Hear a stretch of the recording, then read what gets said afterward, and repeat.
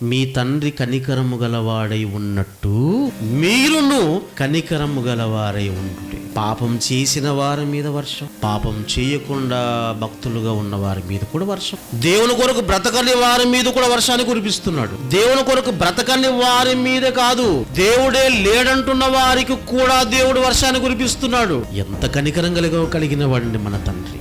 మనమంతా పాపం చేసిన వారమే. లేదండి నేను చేయలేదు అంటే మొదటి యోహాను 1:10 ప్రకారం దేవుడు అబద్ధి కూడా అవుతాడు.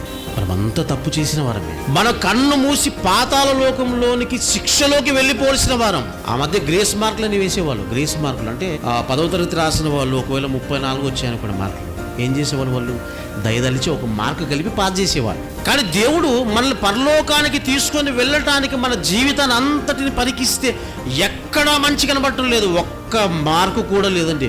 మనకు మార్కులు వేయాలనుకుంటే ఒక్క మార్కు కూడా పడదండి. నిజమేనండి. ఇలాంటి పరిస్థితుల్లో దేవుడే కరుణించి యేసుక్రీస్తు వారిని మన కొరకు పంపించి మన పాప క్షమాపణ కొరకు యేసును బలిగా ఇచ్చి రక్షణ మార్గం సిద్ధపరిచి క్రీస్తును నమ్ముకొని బాప్తిసం పొందిన వారంతా పరలోకం వెళ్ళటానికి దేవుడే కాదా మన మీద కనికరం చూపించింది? కాదంటారా? దేవుడేనండి. బాప్తిసం ద్వారా మరలా మనం పుట్టాం క్రీస్తులో. ఇది దేవుని మహాకనికరం. ఇది దేవుని మహాకనికరం.